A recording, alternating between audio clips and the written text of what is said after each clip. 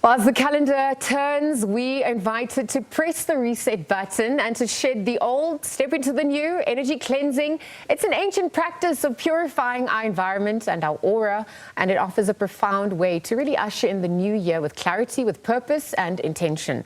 And so as we release stagnant energies, emotional clutter, we also create space for the light to pour in. So our minds begin to untangle, our hearts feel lighter, and our spirits also lift. We are going to be joined by human energy mystic, alchemist, Kate Moia, to talk about the importance of energy cleansing and what this represents for the new year. Kate, good morning, welcome. Good morning. Loving bright colors. Well, I thought we should bring a little light into the new year. Light and love. A lot of people have had a heavy December, we understand. Yeah. So it's important to just, assimilate all of those energies, especially as we move into the new year. Can you tell us a little bit more about the meaning of energy for you, if you're speaking about assimilating that? Absolutely. Tell us also what happened in 2025 from an energetic point of view and what it means going into the new year. I mean, I think for me, as an energy alchemist, energy works on multiple layers.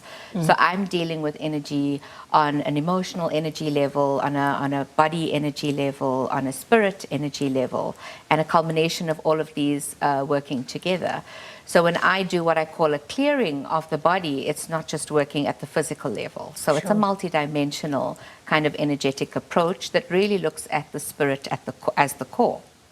So last year, I think, has been traumatic in many senses, not just for individuals, but for the world. So holding space for a lot of loss, a lot of grief, a lot of trials and tribulations, a lot of stress, a lot of difficulty and challenge. And we are facing very, very tough times as souls. So it being a full moon last night and the wolf moon at that, this is an important time for us to set boundaries, for us to really harness our intuition and start to work with consciousness, because this is really where true cleansing begins. A lot of the clutter that we feel, a lot of the trauma that we face has to do with how we approach it and our perspective to it and our inner strength, right? So maybe you can talk to us a little bit more about that as well. What are some of the misconceptions around it, and also how do we then approach the multi-layers of who we are? Yes, let's start with just the concept of energy clearing. I think, the layperson understands it to mean that I have to empty myself out, I have to clear of something. And while that may be true, you are releasing negative energy, you are releasing energy that is not your own, you are releasing trauma bonds, you are releasing energy you might have picked up by being perhaps in a certain space even, or in certain toxic relationships. It is about releasing all of that energy on some levels, but it's also about alignment, because true clearing doesn't happen unless you align with your true self.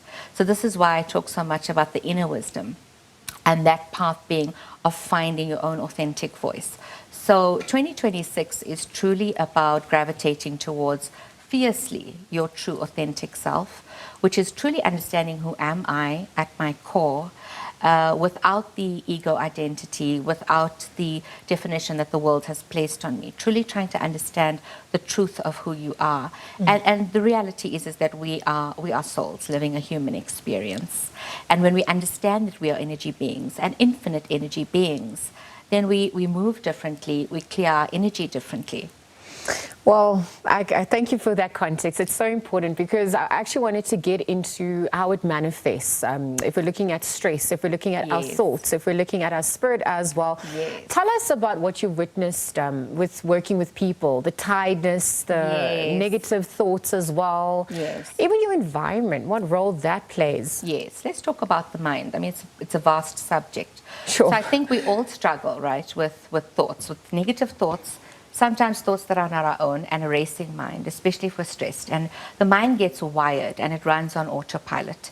And it's very difficult for us to rein it in. So things like mindfulness, being present in your body, meditation, these are practices that we can use to almost ground ourselves and to get away from the autopilot thoughts.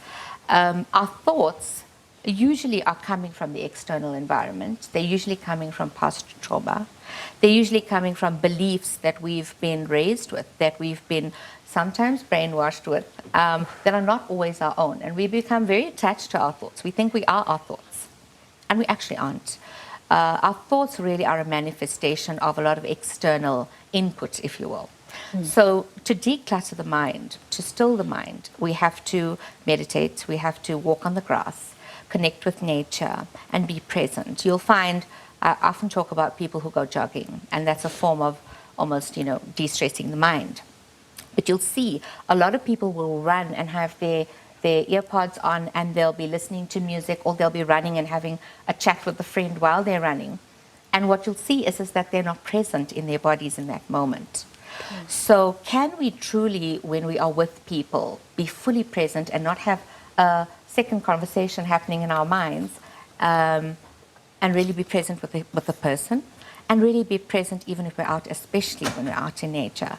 To be able to connect with the sky, with the stars, with the trees and the birds, because that offers incredible calm and stillness for the mind. And then in terms of our physical spaces, we have to understand people bring energies into a room. We know when you walk into a room, you can say, oh my God, it feels so tense, or I just don't like the vibe in this place. We know clubs have very toxic energies, okay? And these energies can become stuck in a space, literally, and in our bodies. So how do we clear out the rooms around us?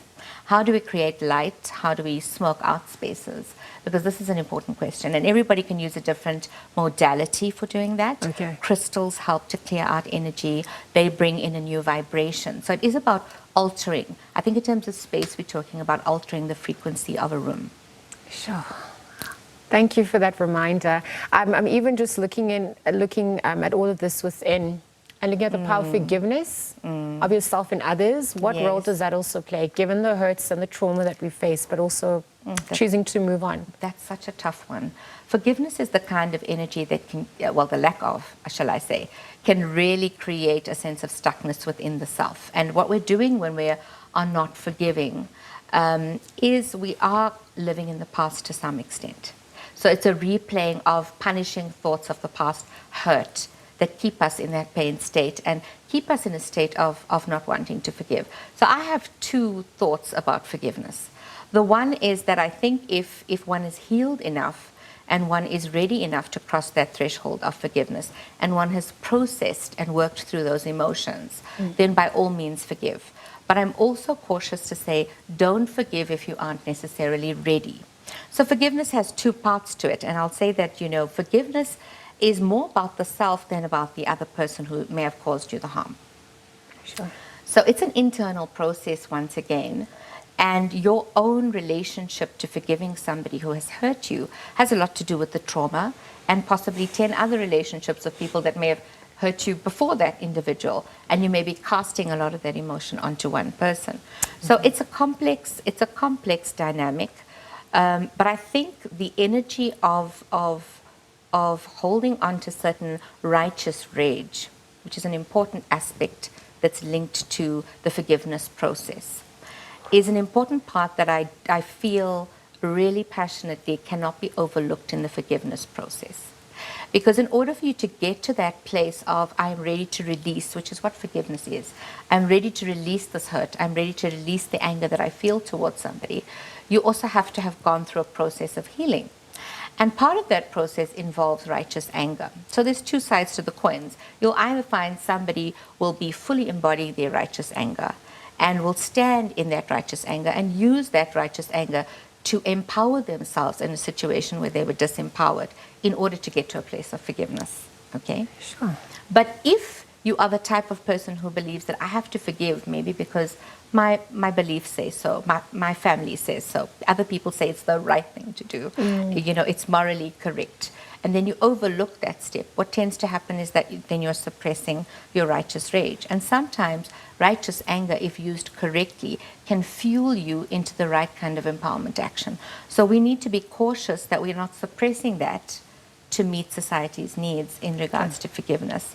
So it is a process, but ultimately letting go and releasing is the goal, is where you want to end up. And you want to do that from a healed place. So that energy can keep you stuck, but I would say if you're dealing with an issue of not being able to forgive a situation or a person, truly dive into that process of wanting to heal the root cause. And normally it's a trigger that has to do with a root trauma that isn't even about the recent relationship or the recent event. So it's honoring that process. Yes, And absolutely. also knowing, I would say, your dark self, your shadow self, because Yes, that yes.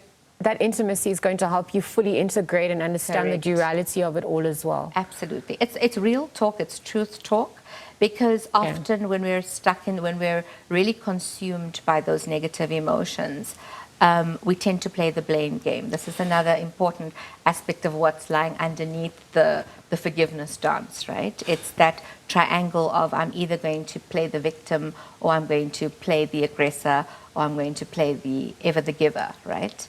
So which role are you playing in that drama dynamic? And how are you becoming consumed by that? And is it in your highest good to stay in that triangle? You see, the thing about connecting with your higher self and your soul is that if you journey towards that place of meditating and lifting into your higher self, you're able to observe the triangle. You're able to observe yourself playing that role of the victim, or playing that role of the aggressor, or even the overgiver. So how are we able to catch ourselves in that moment? Because we often can't change patterns unless we're able to observe. And we often can't observe unless we're able to still the mind. Because how do you, who is the observer, right? It's Yeah. who am I in Yeah, that sounds like equation? my philosophy class. Exactly. Yeah, but Kate, I actually wanted to get into this because we're seeing the world and the state of the world. And so with this consciousness and awareness that's coming through, Yes. I mean, a micro of the macro. So if we all take responsibility for ourselves, perhaps there's going to be ripple effects. Yes. But it's very worrisome what we're seeing play out in the world right now. So is it a good Yes. thing that this is all coming to the fore and that we're maybe getting a chance to accept, observe, and work through it? Or are we bypassing it? Is there a pseudo-positive attitude that's happening and we not getting to the root of the issue? Are we malnourished spiritually? What's happening? I mean, I really think there's a breakthrough happening beneath Okay. all of the pain, because what we are seeing Okay. is an illumination of absolute truth, despite how deeply painful it is to observe, whether it's in wars and destruction and violence, you know, and GBV, whatever context you might look at it in. It is a case of us illuminating the truth and standing in our power. And when we are moving in our authentic self, whether it is as an individual or as a collective, that awakening in that truth inevitably comes with pain. So part of that awakening has to involve breaking the band-aid of the illusion of perfection. So we are doing that at the moment as a world, as individuals, and I do think people are now more than ever asking the question of, what is my spiritual relationship like with myself? How am I connecting with my true self? Am I working on my intuition? Am I having the right kinds of spiritual boundaries? Feeling more psychic, having a lot of out-of-body experiences. The world is definitely experiencing this on a global level. So there is a shift, and it's a positive one, despite what it might look like on the surface. Okay. I mean, earlier on, we started the conversation by looking at colors, and I wonder what role colors, clothes, textures, playing all of this, even what we consume food-wise. Absolutely. So let's talk about cleansing the energy body. And even the colors that we put onto our bodies are symbolic, and not only symbolic, vibrationally alter the aura of your body. So I choose color quite intentionally. And when I say intentionally, I'm not using the mind. I will usually feel the vibration when I stand in front of my closet of what color am I radiating today. And it's quite a fascinating exercise, because I'll find that no matter what outfit I choose, it'll be shades of green. So green will be calling me. And so honor that, because it's some kind of healing that your body needs from that color. So we are energy bodies, and we resonate at a color level. Our chakras are all a different color. And we'll find that, you know, we gravitate to colors, but we don't often understand the deep spirituality behind that relationship with color. So color can be very cathartic, very healing, very cleansing, very uplifting, very, very energizing as well. And so I definitely think use color as part of your So what would healing and yellow cleansing and exercise. red mean? Oh, well, for me, yellow is absolutely the sun, right? This is vibrant, cleansing, renewal energy. And it really is about the highest, I think, energy vibration you can get. White and yellow are up there for me. Red is definitely a lot more passionate, more heart-centered. So I would definitely say you're radiating a lot more love. Thank you. and so work with color, but in terms of our inner bodies, this is a great time at the beginning of the year to fast, to cleanse ourselves and to detox internally, because food is nourishment, food is life, and it's energy. So what we consume, if it is raw, organic, fresh fruit and vegetables and nuts, this is absolute life for the body. But if it is processed, and if it is, obviously alcohol lowers the vibration. A lot of things that we consume, and sadly through the festive season we consume all of the bad stuff that we shouldn't, can absolutely lower your body vibration, your energy vibration. So I think a fast would be a great thing for anyone to embark on at this time, or a detox at least. Okay. To try and just self-reflect on, what am I putting into this body temple? Okay. Because I wanted to ask what silence and gratitude also does for that process as well. Just to your point about how sometimes we're busy, but we're still not present. We're not where our feet are. We're overstimulated. There's stress in this world. Yeah. How do we recalibrate on that front using those techniques? Absolutely. As I said earlier, I think 2026 is about honoring fiercely your authenticity, and part of that can only be found in stillness. So we have to have that balance between beautiful collective community and absolute silence and stillness for the self to regenerate. So are you creating time out for yourself to be completely alone, just with you? And sometimes what we do when we are uncomfortable with the idea of being with ourselves is we'll be with ourselves, but then we'll start cleaning the house, have the music blasted, start reading a book, and get busy with ourselves, right? That's really not the game plan. The game plan is to be completely still with self. And in the beginning, it can be uncomfortable because all of your truths will come to the fore. And that can be a bit unnerving. But once you just cross the threshold of that, it really is just a beginning only kind of sensation. You start to get comfortable with who you are and all of your different energies and all of your different emotions. That's a good thing. So if we look at 2026 and beyond, what does a well-aligned person look like? It's not about being perfect, but it's about being that authentic self that you spoke about. Tell us about what that looks like, what it feels like, what intentions we should also be seeing forward. I definitely think it looks like somebody who is connected to their heart and who doesn't have the walls and, the let's say, the unhealthy boundaries within self. Because sometimes we understand boundaries to mean putting up walls to protect ourselves, and that can often mean creating barriers within our own energy body.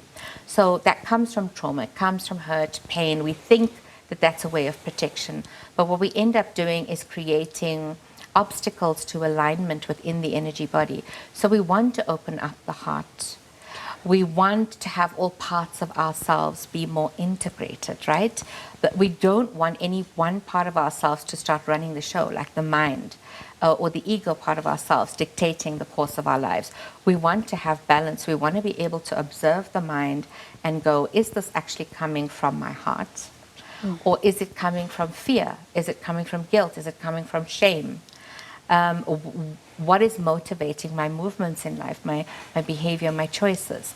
So for me, that integration of self, and I always say start with the heart, because that's the golden part of self emanates from the heart. Let's tap back into our empathy, because this is what the world needs more of, and we're all born with empathy. So for people who have lost that along the way, it's not like you can't go back to self, true self. Okay. You can find yourself again. You can shed, a lot of those fears and obstacles. Well, you're an alchemist, so you're showing us how magic, those who believe in magic will find it. Exactly. And you just, it's that great remembering as well. It is remembrance, yeah. So Kate, we have to leave the conversation there, but of course you. it continues. Thank you for your wisdom. Thank you for your time as well. Happy New Year. And to you. Thank you. This morning we had some time just delving into what the new year entails on an energetic level. Human energy mystic, alchemist Kate Moia joining us and really chatting about energy cleansing as well, sharing a few tips and tricks of course what we can integrate to find that integrity and coherent self both inside and out. So we'll leave that conversation there.